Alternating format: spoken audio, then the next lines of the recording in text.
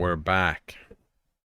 Okay, so I ended quickly, rapidly yesterday because of the vaccine thing, but alright, we were talking about expressive language, they called it, which was interesting. Expressives, what was the definition? They made it a broader expressive. It's the deep breaths before the flower. Alright, and I just had that criticisms before we were going, right? That they have changed how expressives, like a pivotal shift they talk about. Moral terms, expressive terms. So far, scholars have solely relied on their own intuition, assuming that they are a reliable source of information. Which is, I think this is just fucked up, right? This sentence, kind of what I read from this, is an assumption that language can be objective, right? That you can separate the language from the individual speaking. And you can't, right?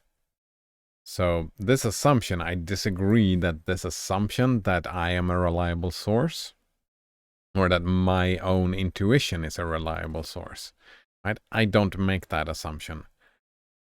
And also, I'm not even sure that I would say that my own intuition is necessarily what is being used, right? So this is very making your own assumptions about language that I reject. I don't even see how you can make the argument that language would contain some objective truth, some expressive terms or moral terms containing any sort of, I mean, how can you talk about reliability at all? I don't know. But of course, philosophers' linguistic intuitions can diverge very much. Of course, yeah. That's why, right? You don't go by your own intuition. Well, even if you go by your own intuition, you have to define it in your text, right? What am I talking about? This is my definition. This is my intuition. You have to describe that. Oh, actually, yeah, you have to describe that. I noticed that it was very quiet. Just need a little bit of background. Oh, that's not the one. That's the one. A little bit of background sound, like that. Music. Right. They are imbued with theoretical assumptions and are ultimately a very biased source of information.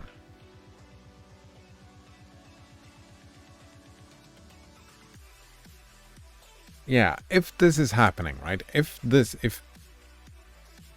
philosophers, linguists actually did this thing, I would agree, right? This is, and I mean, it does happen. It definitely does happen, right?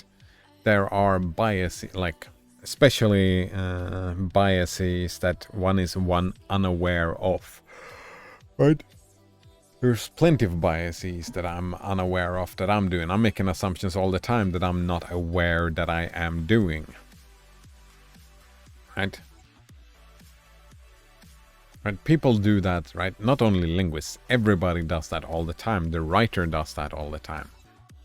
Trick is to try and notice your own assumptions, right? And by one way of doing that is defining the terms that you are using and what they mean in your text, in your presentation, in your wherever you're at, right?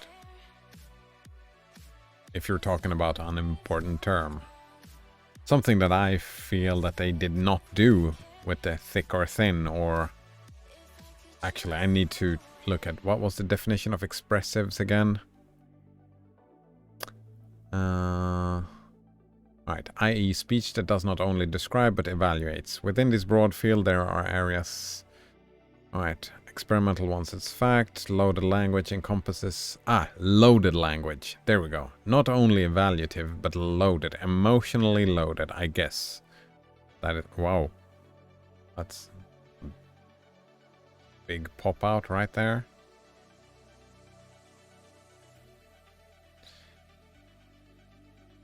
Alright. Yeah, loaded. Emotionally loaded language, where you express... Right, we're talking about descriptive and emotionally loaded language. Exactly right.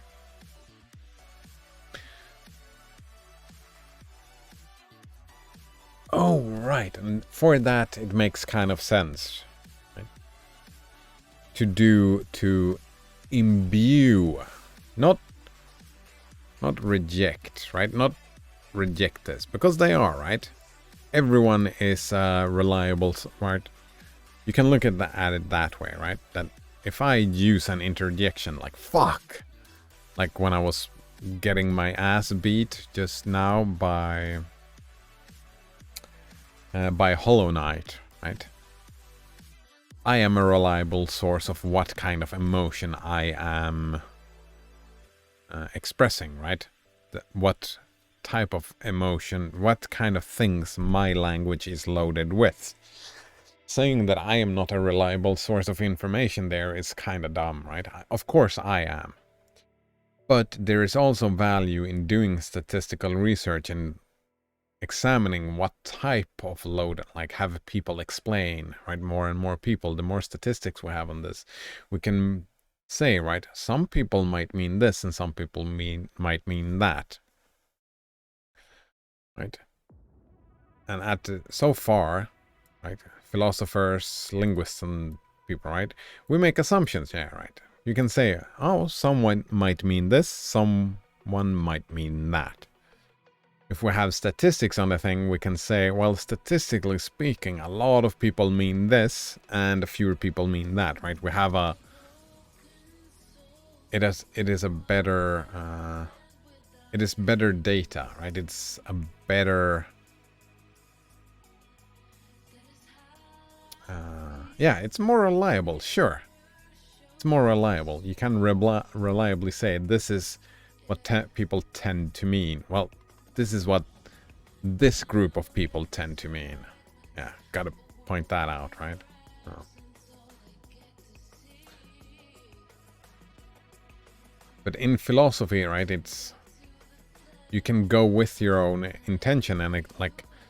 You can still explore wherever you want to. It's just this could be a guide to what direction to explore, right? I might diverge one way and then it turns out that, well, that only happens like 2% of the time when people use that loaded language. So it's worth exploring, but maybe I should put my focus on the other, I don't know, 50%, the one that 50% means. The usage that is used. Oh man. Yeah. Ultimately very biased, yeah. In contrast, testing hundreds of untrained participants seems to be a more promising strategy to get a better picture of loaded language. Exactly. You get a more... Yeah.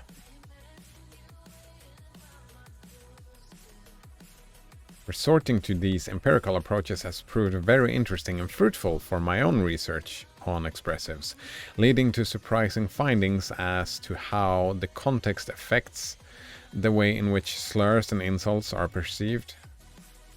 Surprising findings? That is exactly what I was going on and on and on about yesterday. That a lot of arguments going on here just ignores context and how important that is. And I don't even...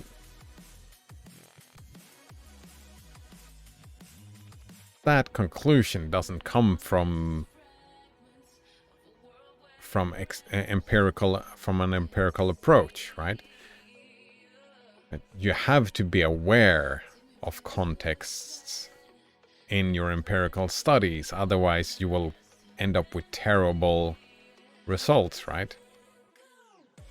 That's the whole thing, right? Any experiment you do, you have to minimize outside contextual differences to make any kind of any kind of conclusions, right? So you would have to know this before the study, that context matters. It's weird. Maybe we'll get some more insight into what they mean about this. However, having voiced enthusiasm for testing the loaded side of language, I feel like sounding a note of caution. When we experimentally investigate loaded language, we typically try to squeeze precise empirical predictions out of theoretical accounts. Yeah, that is how an experiment works. What we then find doesn't often match any of those simplified predictions. Well, then you've kind of failed in your predictions, haven't you, right? If your prediction, like, there are many reasons why you fail, right? Either the theory or the methodology is bad, right? Simplified predictions were bad. Well, of course they were bad. If the methodology was bad, then your predictions was bad, right? It's always, right? It is not, right? The problem is not on the side of reality, right?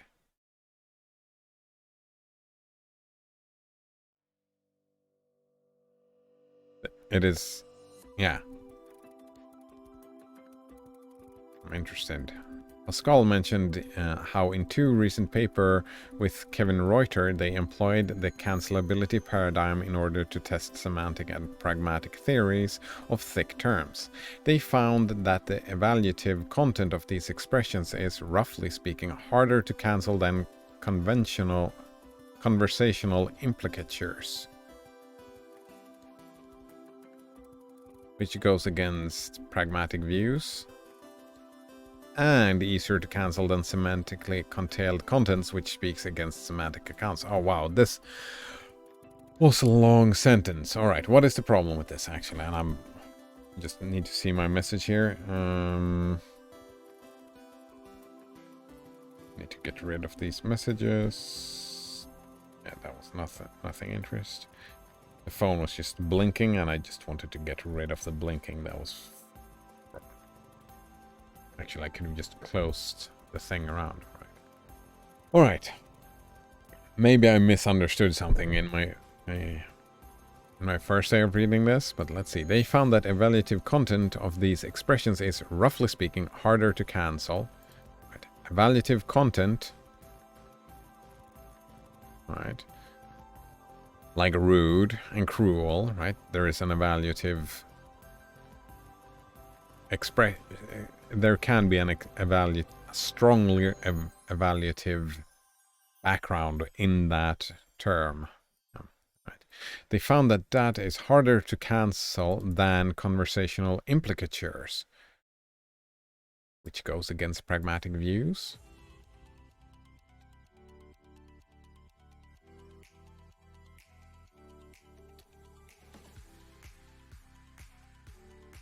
All right. Yeah, and that's where I come in, right? That's what I said. I reject that this is a thing. Evaluative content. For me, it's all conversational implicatures, right? It's all in context. You can use any type of evaluative word or expressives, right? Any expressive where there is an emotional, well, an adjective, right? Any adjective you can use as good or bad. Eat your green. Well, it's better to eat green food. Well, no. Eating green food. I'm trying to do it where I don't use other adjectives. But there we go. Eating green food. For a lot of people, that has a positive implication from conversation, right? There is nothing in the content of the word green that makes it positive. He became green in the face. That for a lot of people in conversation can have a very negative conversational implication, right? So I reject evaluative, like, as being part of language, like as being part of the actual word in itself. So I would say these are synonyms, right? Evaluative content in the conversational, like the evaluative content is a conversational implication. So I disagree that this goes against pragmatic views. I would say that there are some words that are more difficult, like like cruelty, for example. That is more difficult to cancel than evaluative content of the word green, right? It's a scale of just different strengths that is used in certain groups, like in English, for example. Because a lot more people think that cruelty is something bad, while green, a lot of people don't have a necessary good or bad implication, right? Some people might have green as their favorite color. I don't know, so it tends to be more positive than negative. Just like cruelty tends to be way more negative than it tends to be positive. That makes sense? All right. And it's easier to cancel than semantically entailed contents, which speaks against semantic accounts. Alright, so evaluative is easier than semantically entailed contents. I don't know what semantically entailed contents here is. Oh, right. Yeah, that makes sense. Semantically entailed content is like removing... When I looked at a round object, it had a circular shape, right? Removing circular from round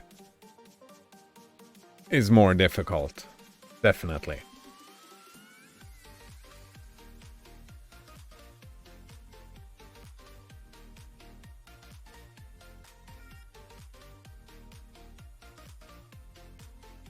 All right, so a semantic focus, no, that would make sense, yeah. I don't know how this goes against pragmatic views or against semantic views accounts. That was my misunderstanding from the other thing, right? Because I reject how they frame their stuff, right? It doesn't work out, and that is why they run into these problems. That's what I find, yeah. These findings are of great interest, but they leave room for some hermeneutical. How do you pronounce that? That's kind of weird. In Swedish, we say hermeneutik,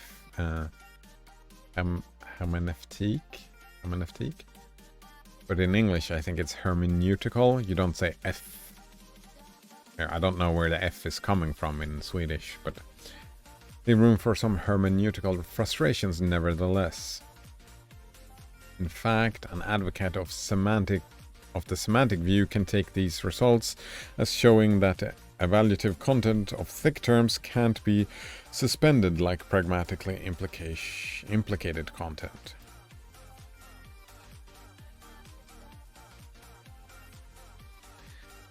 Can't be suspended.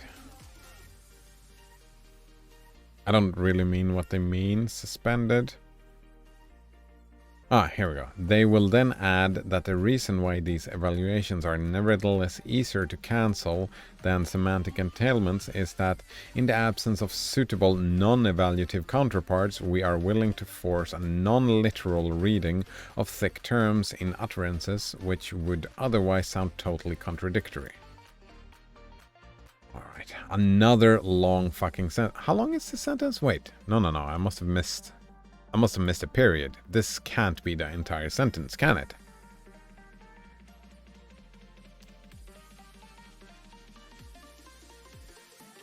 I don't think anyone proofreads these things, right? This is a sentence. This is not a sentence. This is a paragraph. How long is this paragraph? Look at this. I mean, my text is fairly big, but All right. It takes a lot to decipher this. Yeah. Actually, all right.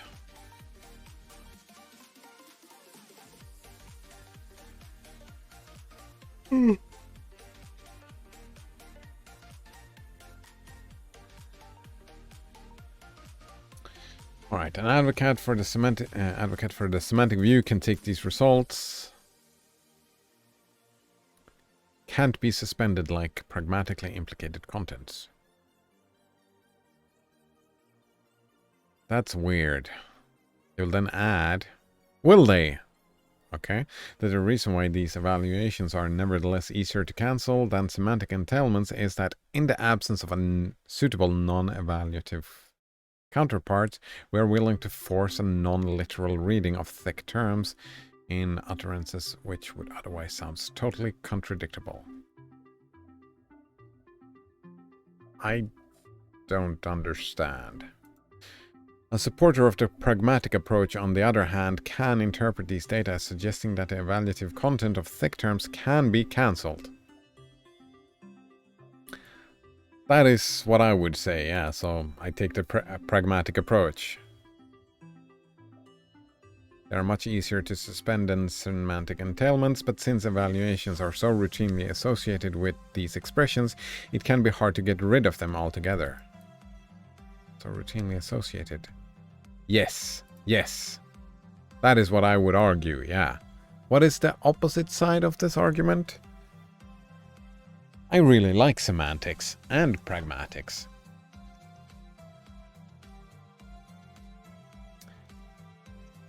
Right. In fact, advocate of the semantic view can take that these results are showing that the evaluative content of thick terms can't be suspended. Oh, right. I'm talking in a scale, right? They said that, alright, talking about more harder and easier to cancel.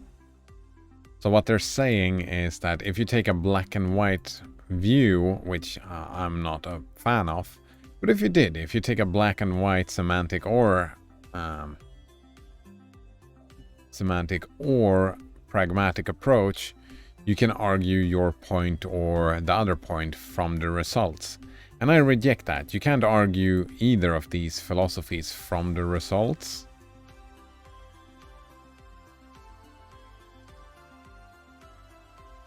Right?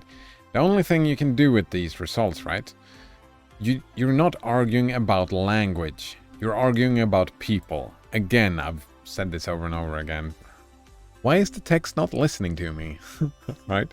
Right, why is it not listening to me? Alright. So, yeah, but I would not reject either of these arguments, the semantic view or the pragmatic view, right? They both make sense if you look at it from a scale point of view, right? Some things are... It's not... There really isn't, right? There really is no semantic content. Where is it? Yeah, in fact, advocate of... There is no really semantic content in the word itself. Yeah, there's always someone speaking these words. And the semantic content comes from their intent, not from the word itself. When we do good language, we can take this view and say that this word means that, right? And we can talk about the semantic content, but like from a metaphysical point of view, that's not the case. And talking about these semantic things are a pragmatic way to look at language, right? We can all agree that red means red and blue means blue, right? And that's when everybody agrees, right? This is blue, this is red. When everybody agrees, we can say from a pragmatic point of view, that's interesting that they call it semantic, we can say that this is always red. We can say that the word red means this. So we can kind of objectify it, but it's... We're not... That's just for ease of use, right? When you're talking metaphysics, right, you you cannot take that redness that the word contains and just, right? That is, we've been taking a metaphysic, we've been taking a step down from metaphysics into pragmatics, like usefulness in life. Right? That is what we have done. You cannot then just go back, change stuff around, and then take that stuff that you did down here. Oh, sorry. The things that you changed down there, you can't just take that back up into the metaphysical approach, right? That you're at different levels talking about things. How can I exemplify what I'm talking about here? Right. You cannot use chemistry, right, to talk about psychological concepts, right? It's pointless to look at chemical connections, like, what are they called? Like, collections of atoms?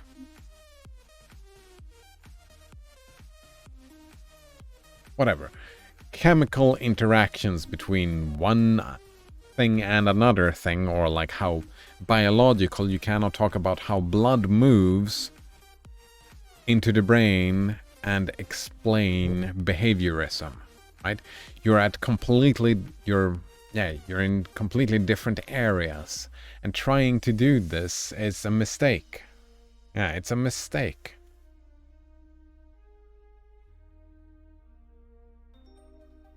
Right. All right, here we go. Yeah. In other words, each theorist can stress the importance of a certain finding, but by taking it as the primary and reliable result, and then come up with a secondary mechanism that explains these results that fail to align with one's favorite theoretical approach.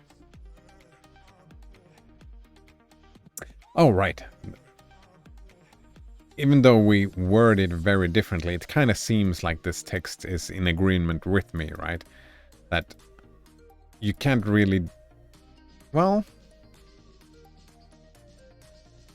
Yeah, right? That the mistake would be to draw philosophical, metaphysical, epistemological conclusions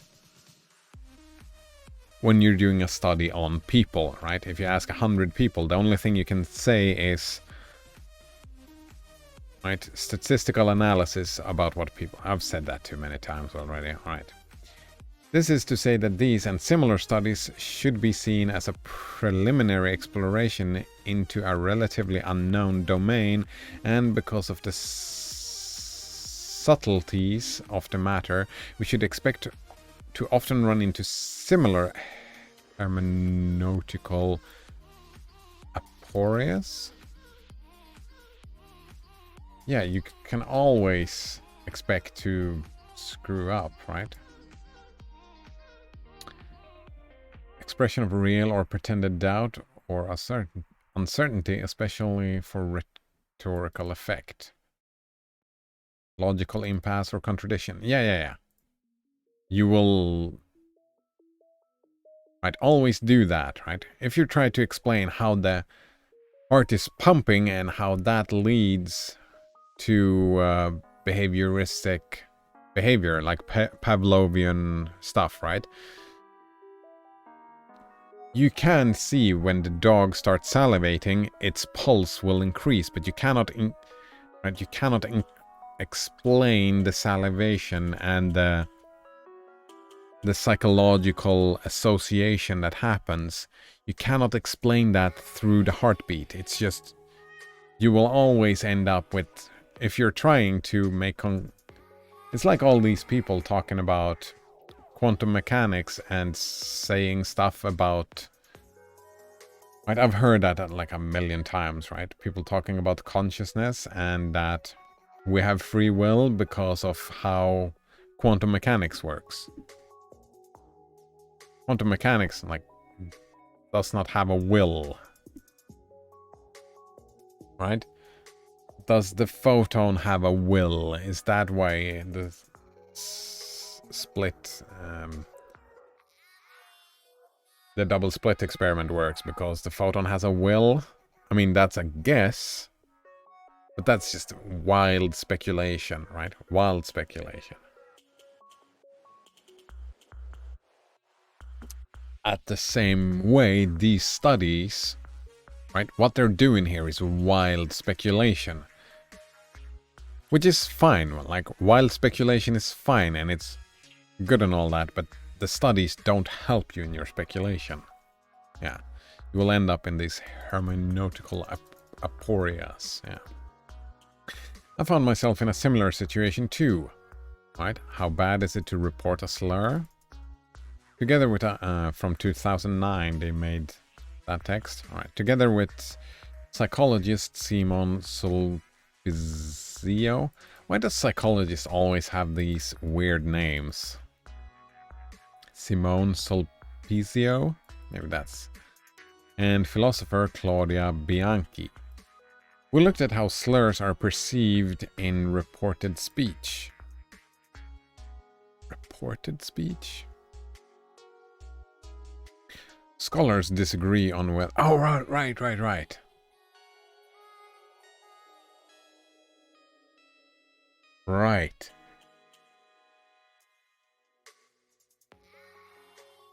Right. Yesterday, when I was hanging out with a friend, they called me an asshole.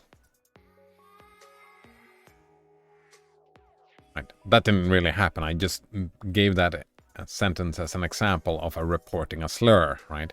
That is reporting a slur. And how bad is that? Should I not have used the word asshole in this situation? And like all the other answers for these questions, it depends on the context. If I'm telling to my friend, you called me an asshole yesterday when you were drunk and you don't remember it today, I'm reporting what happened. That's not bad, that's just me reporting what happened. It's not bad at all. Well, again, right, when the priest is during the sermon reporting news, then maybe not use that word, right? It's kind of bad in that context. Same thing like I said yesterday. Yeah. Scholars disagree on whether the speaker who reports a slurring utterance is herself engaging in slurring. Take an utterance like, my boss said that they aren't going to hire a S, where S is a slur, for instance, a racial or homophobic epithet. This question is interesting for a bunch of reasons.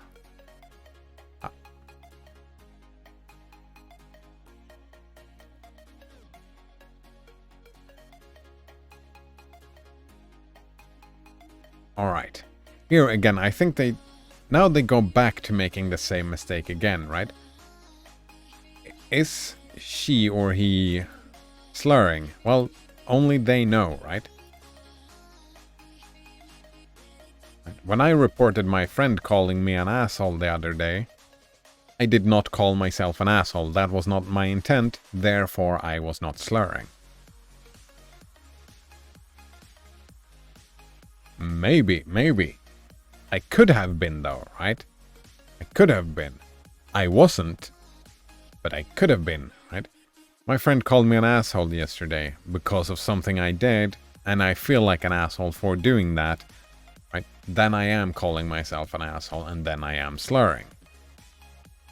You cannot take it from the outside, right? You cannot make a grand statement like this. Reporting a slur is bad, that it doesn't work. You can make statistical views, right, on people and how often they, right, how often they are slurring when they are reporting a slur. I don't even know how to make that study, but you could make a study, right? You could make a study and see how often do people slur. I'm a leaf on the wind. Right? But that's a psychological thing. You look at a group of people and talk about them. You cannot say that I was slurring or not. That thing you cannot say. That's the only one that can do that statement is me. Otherwise, you are putting words in You're putting intent into my brain that was not there, right? If you try to make sweeping statements like this. Right, this question is interesting for a bunch of reasons. First, it is a clue for understanding how slurs encode their pejorative content. Is it semantically encoded or rather pragmatically conveyed? It's whatever your intent is, right? It's not semantically encoded or pragmatically conveyed. It is intentionally conveyed, or, right? Can you unintentionally slur someone? Right. I guess that's the point of bigotry, right? Right, there are a few words that is unacceptable to use, right, in language today. No, that's not even a good example of this. Communication takes two people. Or no, communication takes context. Right? If the priest starts talking about people being assholes in the sermon, a lot of people will be offended and sad and angry and whatnot, right? That doesn't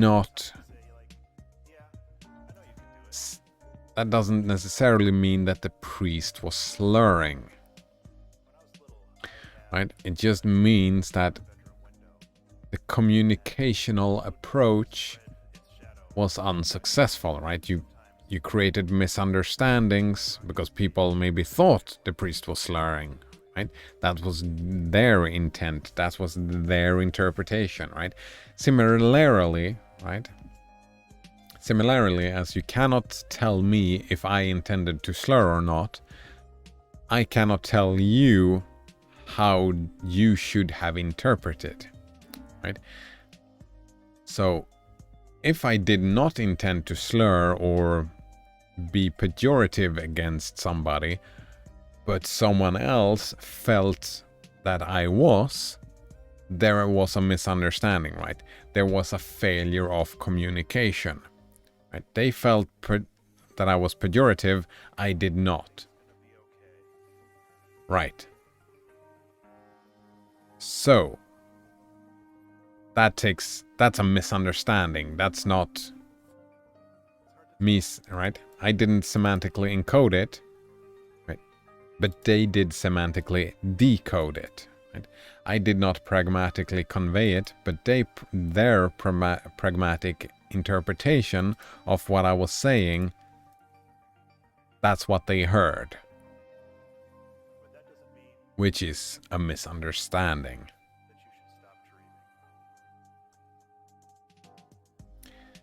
And that is cause for increased communication, right? I like that. We've talked about that in this channel before, right? About assuming that misunderstandings will happen like all the time, because it does happen all the time because of stuff like this, right? I didn't mean that, but you heard that. That happens way more often than we think. Because, why? Why is the reason? Because language is inherently arbitrary. So it's neither of these things. Right. Second, whether slurs can be reported without being derogatory affects our online and offline language policies.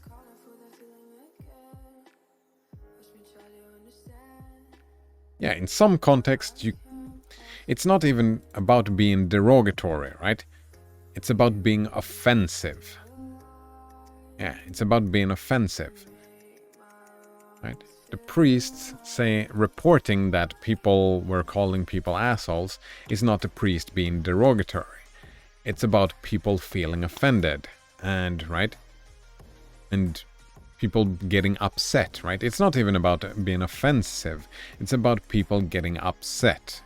And in that, right, that is the reason enough for the priest not to use this type of language, right? If that is indeed the type of church they are running, right? I don't want to decide how every priest should run their church. It's just one example, right?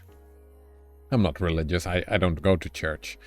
But I can imagine like some churches where that type of language is fine, and other churches, like all the churches I've ever been in, that would have been considered, people would have gotten upset.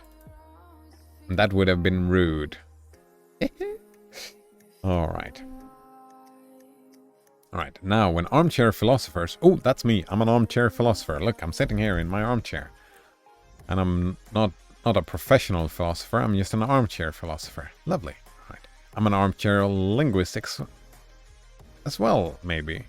I've studied a little bit of I've studied a little bit of philosophy. I've studied a little bit of linguistics.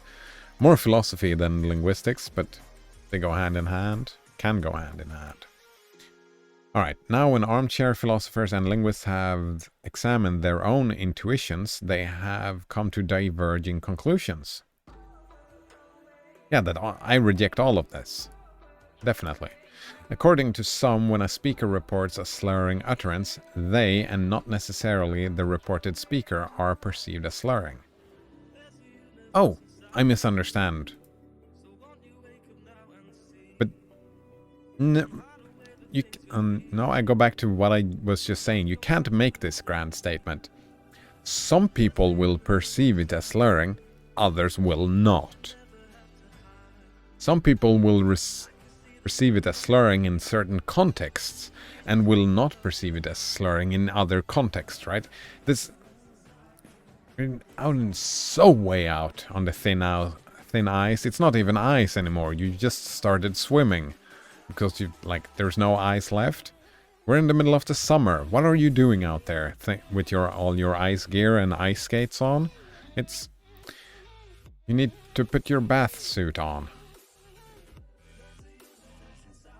You're so far removed from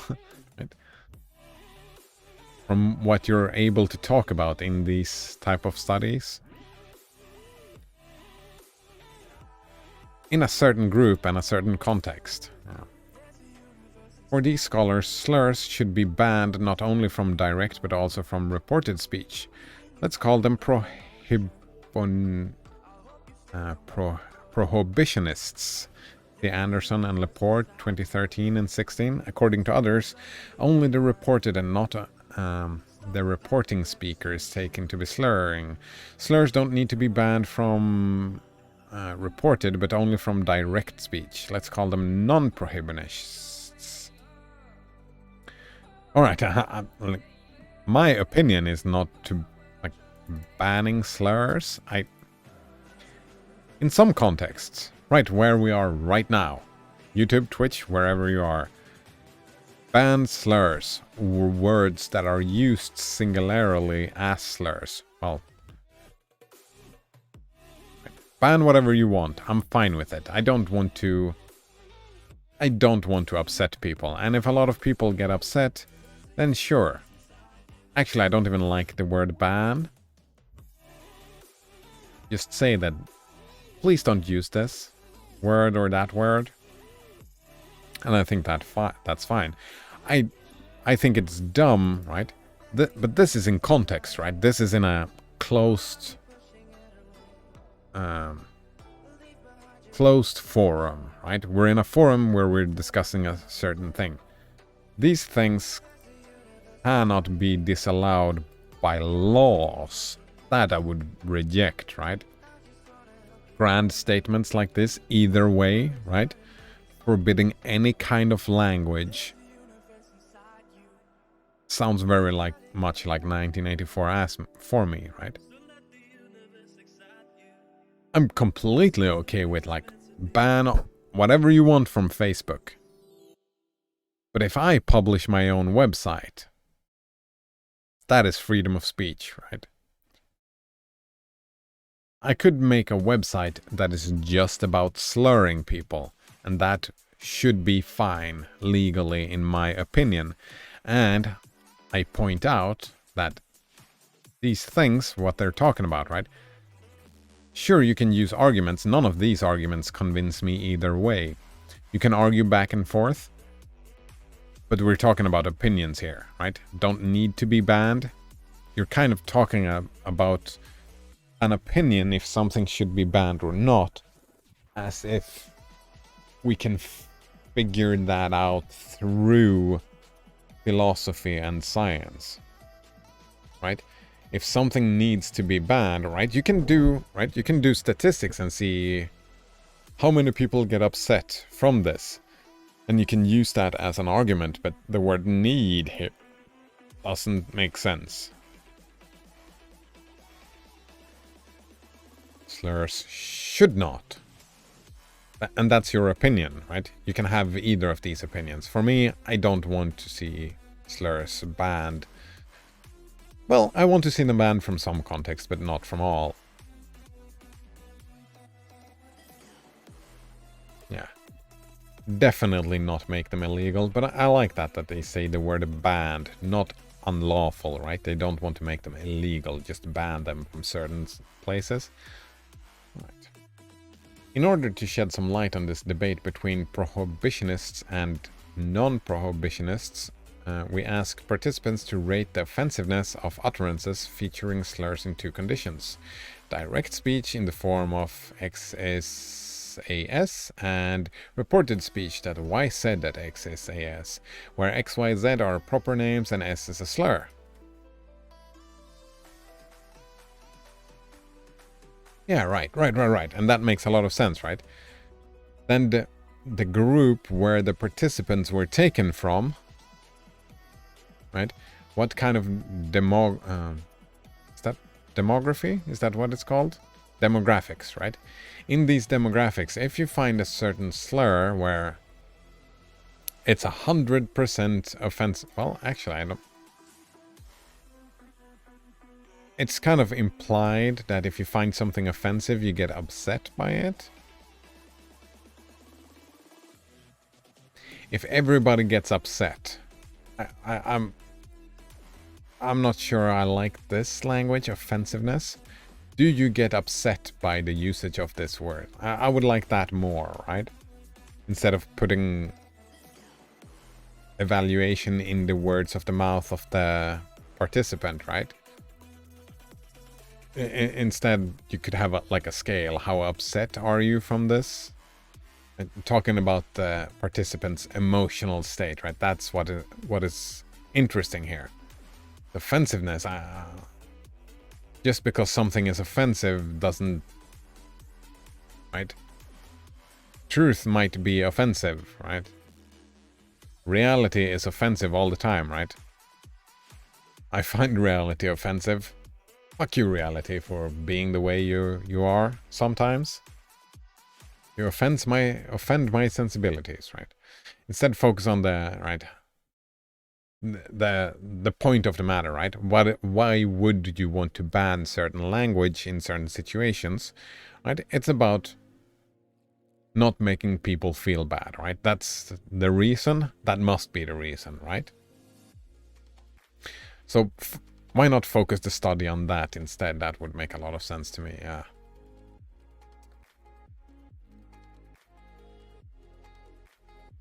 Yeah, right.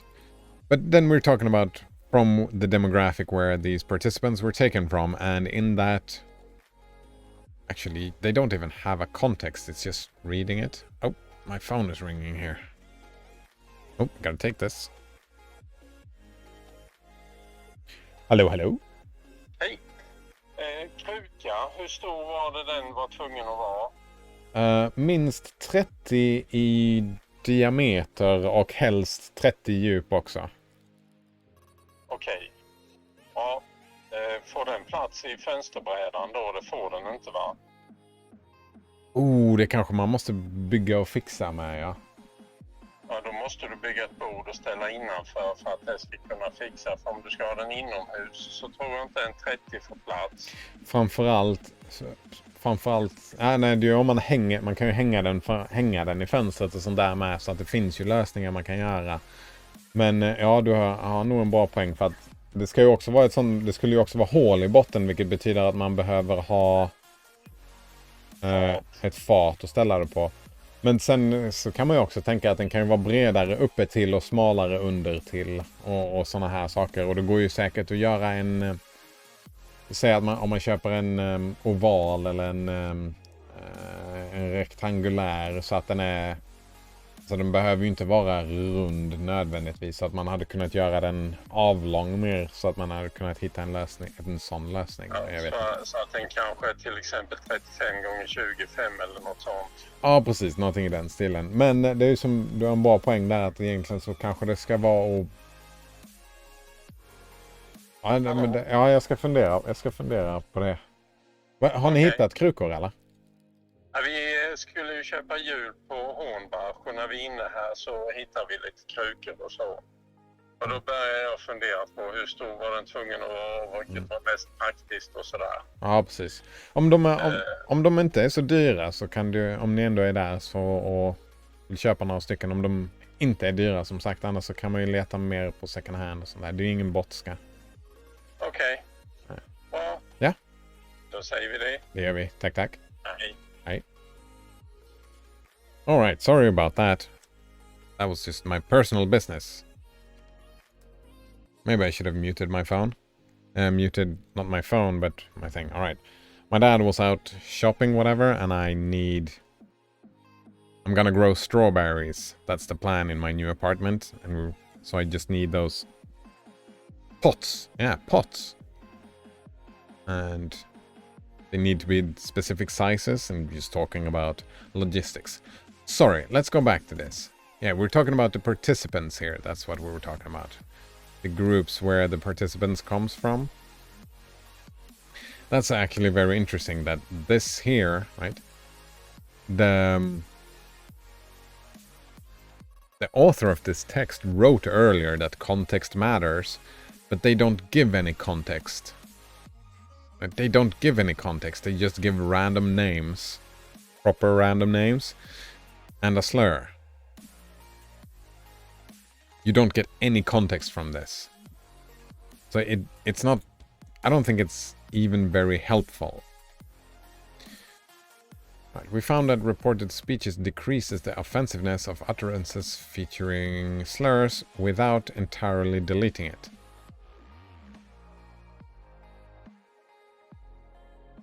Yeah, I don't like how they are framing this, right? They're talking about like the offensiveness exists within language itself. But I can't imagine that they would argue that language is not arbitrary. Right? If you and me decide that, all right, we're just gonna now decide that black means white and white means black, we can do that. We can do that very easily. If we decide that strawberry is not called strawberry anymore, it's called Earthman. Because that's the Swedish word for it. Earthman? No, Earth, old man. Jordgubbe. Jord means earth. Actually, we can decide just to speak Swedish. And suddenly, right, words are different and have different meanings. Right? It's all arbitrary. It's right. Once again, these results do not exactly fit any of the theories on the market. Yeah, because all the theories that you show are dumb. Right? The prohibitionists would read these findings as showing that pejorative content of slurs is ascribed to the reporting speaker, and then appeal to a supplementary mechanism to explain why the derogatory power is nevertheless diminished. Participants grant the possibility that the reporting speaker didn't fully mean to slur and thus perceive slurs in reported speech as less derogatory than indirect speech. Like I said before, both things are possible, and it's right. You cannot look at someone else and report the intent of the speaker, right? That you cannot be the arbiter and decide what I meant when I said something. That's just dumb. It's so dumb thinking that that is the case. Just like I cannot be the arbiter to decide what you interpreted. I should be able to tell you, oh, that is not what I meant this. And then you should be able to, oh, right, change your interpretation based on that. Right? So, I think I should be, as the speaker, should have a higher... Right? And it is the report, it is kind of If you get offended by something, if you get upset by something someone said, I put the responsibility with you to say, I get upset when you say that. Right? That is your responsibility to take care of your upsetness. To say that. It is not, right? But then after you have said it to me, oh, I was not aware. Then I can say that, and then now I am. Now it is my responsibility if I want to make you upset or not, right? If I want to be rude, I can continue saying whatever made you upset, or not. Right? It's not... And again, I would also stress that your feelings is not 100% my responsibility, right? If you think that... Alright, we're talking about racial slurs, right? If you think that the words black and white are unacceptable, well, like just any of the colors, right? Red, green, blue, right? If you get upset by the usages of those words, and you say, I get upset when you use these words, I'm gonna say, fuck you, I need to be able to talk about colors. This is blue, this is red. If you get upset by that, right, my intent is not to upset you, right? My intent still remains to be communicative. I just dismiss your feelings, right? There we go. I don't intend to be rude, I just dismiss your feelings. And I think that's depending on context, right? In some contexts, someone like we're talking, yeah, I like that that term, safe spaces. I like safe spaces, right? And you could create safe spaces where we don't talk about colors. Maybe for all the colorblind people, we don't talk about green and red because it's, I don't know. I would argue if you have that type of emotional response, I would highly suggest going to a therapist, right? Because I would argue that, right, you get my point. There are some extreme situations where if you get upset by something people says just by naming the colors of things, that to me, as just study, like I'm interested in psychology and self-help and all that, that to me kind of implies that there is something emotional there that would be a good idea to deal with. Actually, anytime you get super upset about something someone else said, that is right. It is a good idea to deal with that emotionally, right? If someone calls you a slur, that sucks, and you report to them that I don't like when you call me this slur, that's where your responsibilities end as well, right? Then you distance yourself from that person. If that person, however, like if it's in the workplace, right? If it's in the workplace, then you report it to your boss, and your boss has to deal with that. If your boss does not deal with some of the other workers calling you names, then that boss is a terrible boss, right? And that workplace is terrible, and oh man, in the best of worlds, you could just quit and leave. But since you can't, right? Since we live in a society, unfortunately, without universal basic income, you are in a position where, right, where you get fucked. And we end up in a blaming the victim situation, right? Because you are definitely the victim in this situation. And the boss has to deal with this conflict. Actually, no, yeah, there is a conflict. Let's put it that way. We don't have to call you a victim, no. There is a conflict. You don't want to be called a slur because that pisses you off or makes you sad or, right, whatever. It upsets you. And they want to call you a slur. There is a conflict, right? They become sad if they don't get to call you that slur.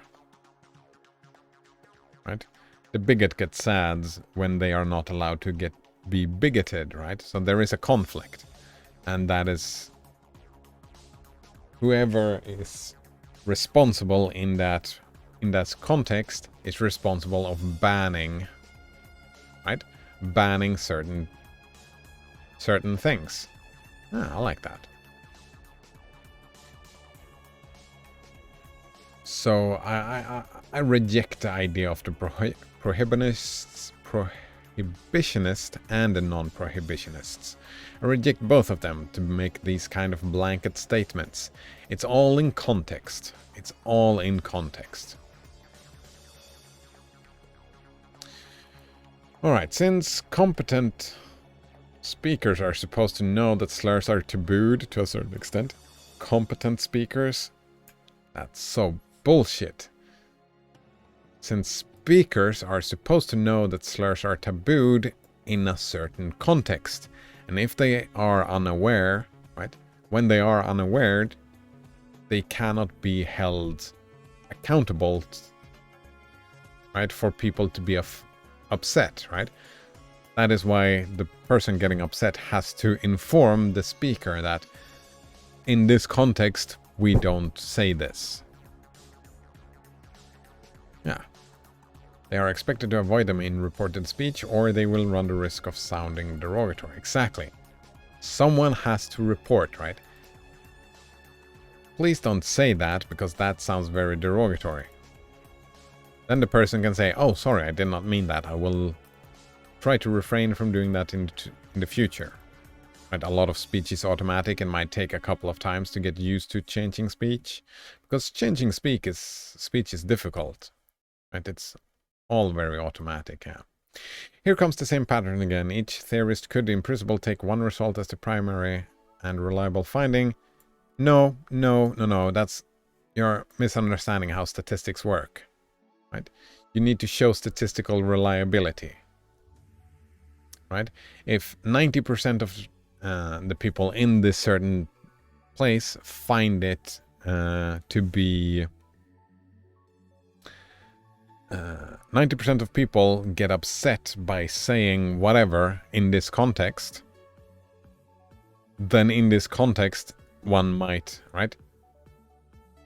Then we say that, right? Then saying, well, 10% don't get upset. That's not how empiricism works, right? How empiricism works isn't... Right. Induction doesn't work this way. You get a percentage and you get... Preferably, actually, 90% is usually not enough, is it? Not in psychology. It's usually 95% certainty, right? You want to be able to say, right? 95% of people thinks this way. And then you can feel rather certain that, well, if you go around in your job, right? Let's take in the right. If you go around in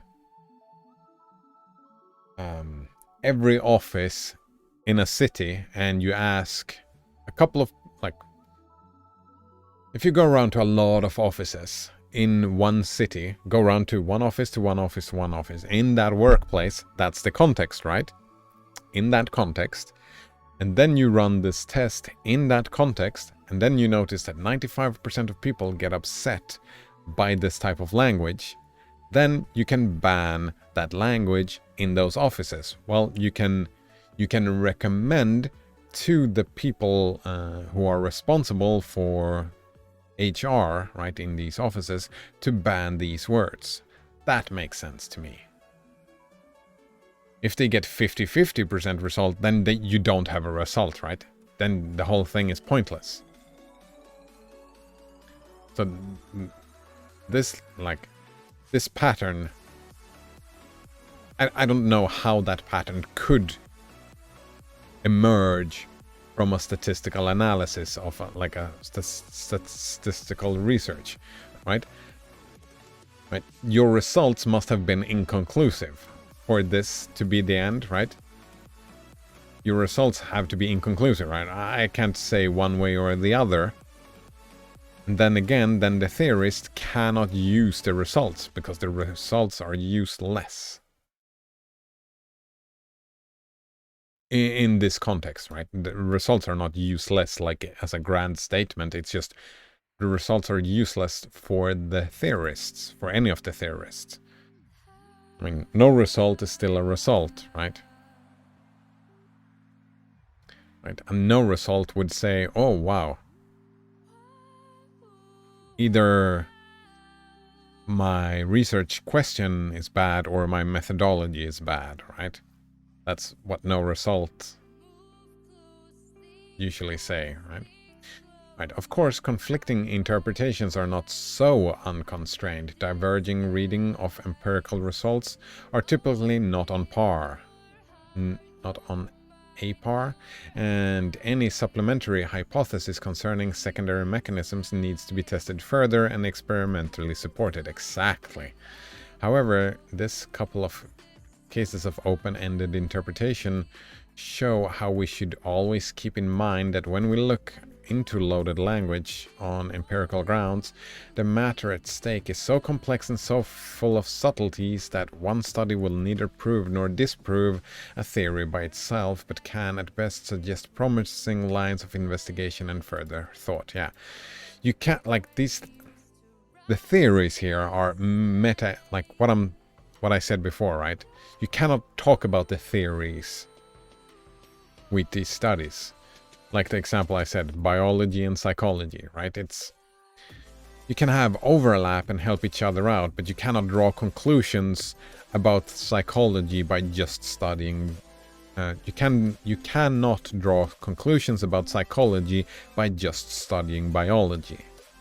The same way, you cannot draw conclusions about language use by studying people's reported opinions, reported emotions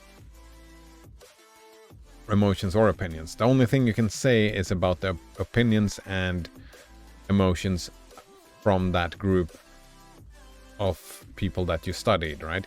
You cannot talk about language, semantics, and the contents of language. And I think it's from my point of view, it's misguided at the very start to think that language contains some sort of emotion.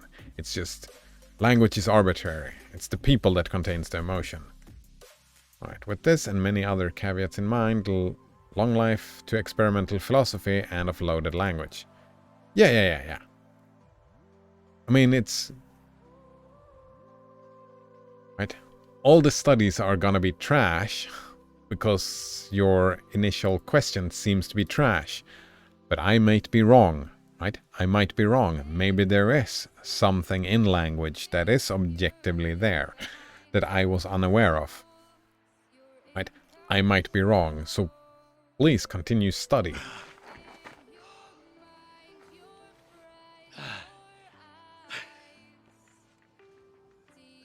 I'm gonna miss you when you go.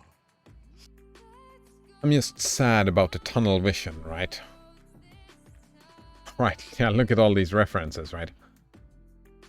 All of these references, it seems like they are tunnel vision with this idea of thick and thin.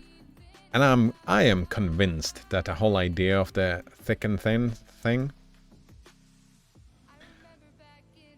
that has to be completely reworked for it to be used in philosophy, right? Or in linguistics for that matter. The definition of the terms, how they are stated, just does not work for me, like, at all. But that, like, the idea of thick and thin language, right? And the idea of being able to separate language into different expressiveness or different evaluative usages and whatnot. And I think there might be something interesting there to study. It's just that the basic premise that this article, well, how I understood these two essays were very misguided, yeah. And I do love this painting, just for whatever reason, yeah. Oh, and I'm almost at lunchtime. That's pretty good timing. Right, before we leave, I kind of like the Brains blog, even though I wish more people read these studies and argued with them. I wonder if I should send an email to these people just to give my point of view. No, they won't care. Unsolicited advice is rude. Yeah. But I do like this as well, the Welcome to Phil archive. Maybe finding something else, or should I look for it the next time?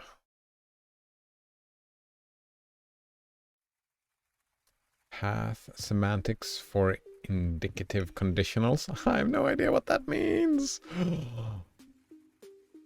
All right. Is there like a random thing? Phil papers? Oh, no. We're in the Phil archive. And these are just selected recent editions. Yeah, we can just go through these, right? It's a long fucking list. Oh, yeah, it's a long list. And we can probably go to page 2. No. We can go from the bottom, though, right? Just find something that looks interesting. Since I'm not reading it now, I'm not going to make a choice now, but tomorrow, when I get here, I'll just randomly pick something that looks interesting. I think that's probably a good idea. I need new sources of places as well, right? It's gonna be a lot of stuff that ends up here. It's a filter bubble, right? And I want to not get stuck in a filter bubble. But I haven't read anything from the Phil archive before, so I can stay in this filter bubble for a while, probably. Or maybe I'll get bored and I have to jump around. But that's fine. Alright, thanks for hanging out. Have a good one, and cheers.